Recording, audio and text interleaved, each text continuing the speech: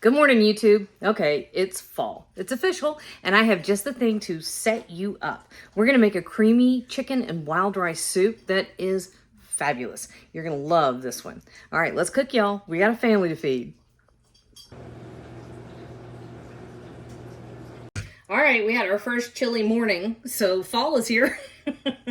And that means I'm going straight for a soup pot. All right, today we're going to be making a creamy chicken and mushroom soup. We're going to use wild rice in it, and it is going to be intensely flavored and just good for your soul. All right, so I've got my soup pot over here. It's on medium. Let's go for medium heat. There we go.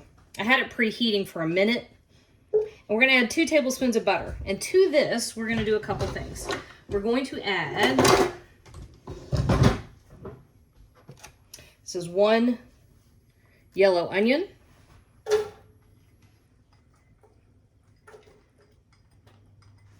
Then we're going to add 2 carrots that I diced.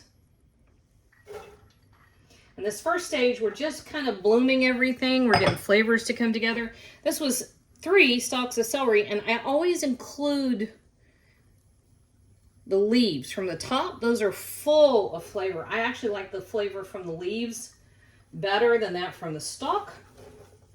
And we're going to go ahead and give it an initial round of seasoning. This is just about a teaspoon and a half of regular salt. This is just going to come together and sweat.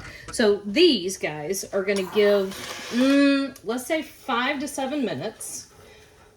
You can hear it. Hear it? Yeah.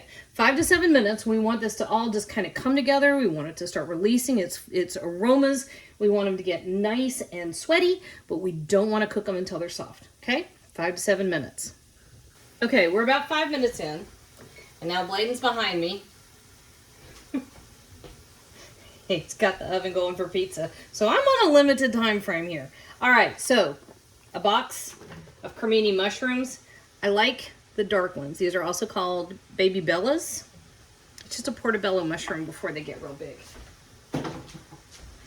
And we're also going to add 4 or 5 cloves of garlic. We're very pro garlic in this household. Then we're going to add mushrooms' best friend, thyme. Fresh thyme is the most luscious stuff. It smells so good. And you just throw it in there, just boom, like that.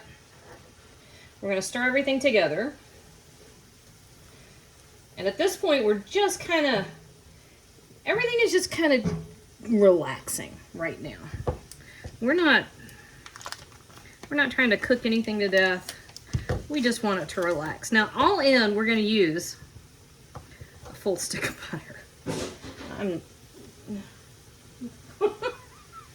I think the cat just fell down. So we're going to use a whole stick. Just, I said comfort food, y'all. There we go. Most of the stick of butter is now in that pan. And we are going to add,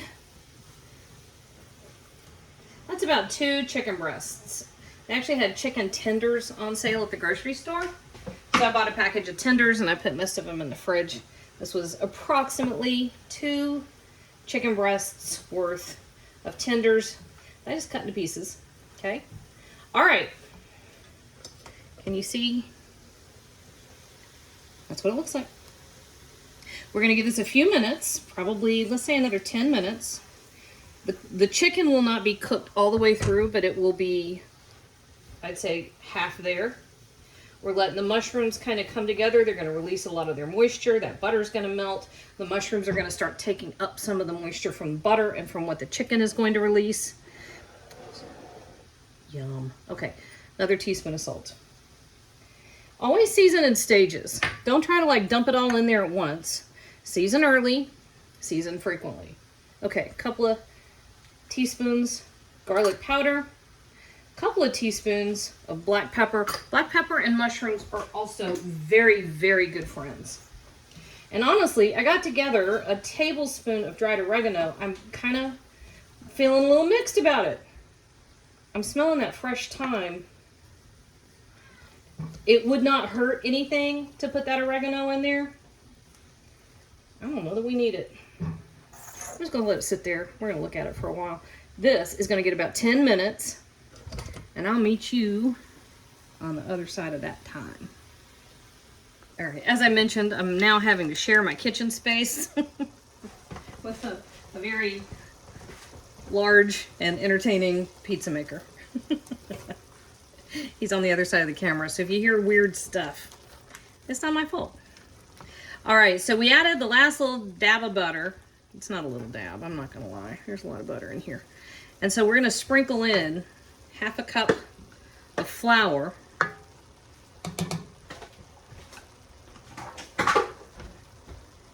And when you're looking at making soups, you've got several components that you can kind of mix and match. So you have your aromatics, which are, in this case, is our onion and garlic and celery.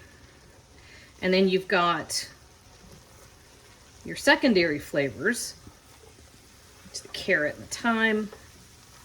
We have our protein, which is the chicken. It can be beans, it can be whatever. Oh, look, that's our fancy fridge telling you to shut it. Then you have liquids, and you can use thickeners or not. I tend to like some thickeners, which is why we have the butter, the flour. Those are the components of a roux, which is just a classic French-based means of thickening anything. So we're gonna add 1 box of chicken stock.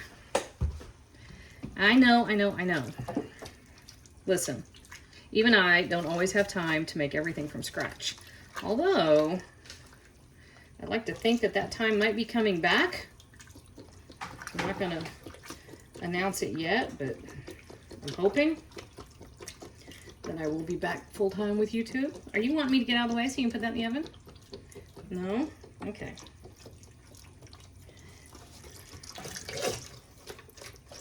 Anyway, my point is, even if you don't have the ability to make all your own stocks, the use of fresh herbs and meats, so we cooked the chicken in this pot, and the fresh thyme in this pot, that right there will go a million miles toward making that chicken stock taste better. Won't taste like homemade, but it will taste a lot better. All right.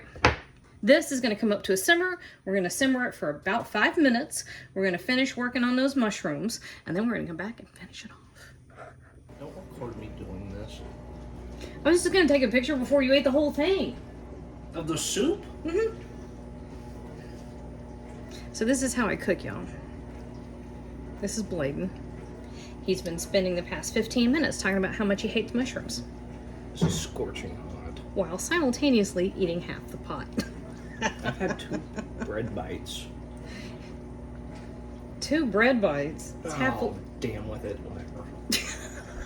Okay, we are almost done. So, here is our beautiful pot of soup without Bladen. We kicked him out. And now we're just going to finish it. So I decided I didn't want the oregano. I don't know why. It's, you know, just whatever. So I am going to add, though, 1.5 cups of milk. And this is whole milk. And we are... Could you try again? Thanks. Then I'm also going to add 1/2 cup of cream.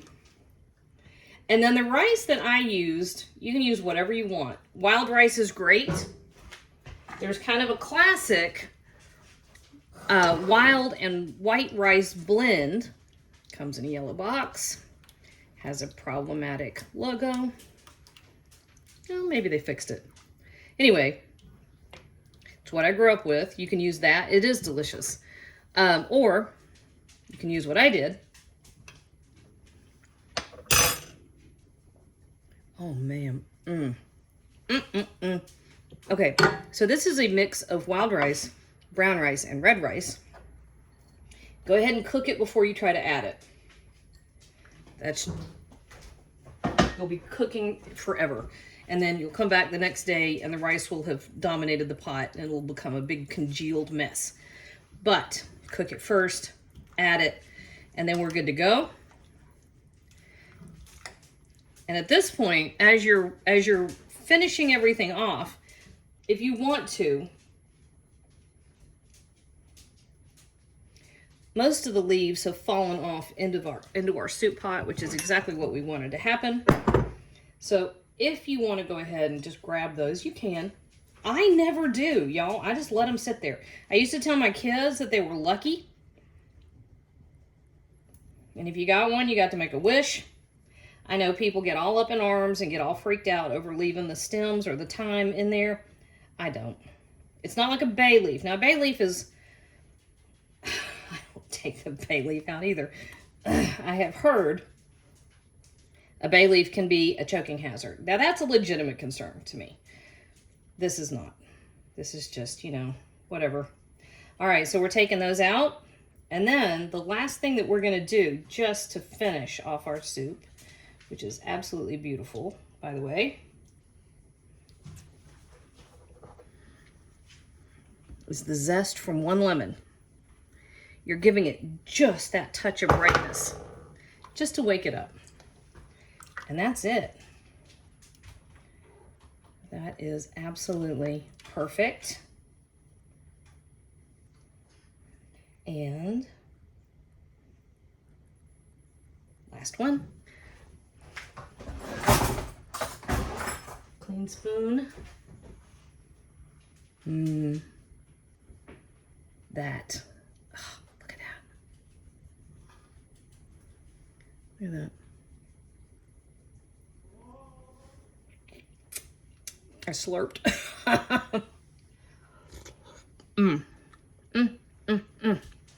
Ooh, y'all.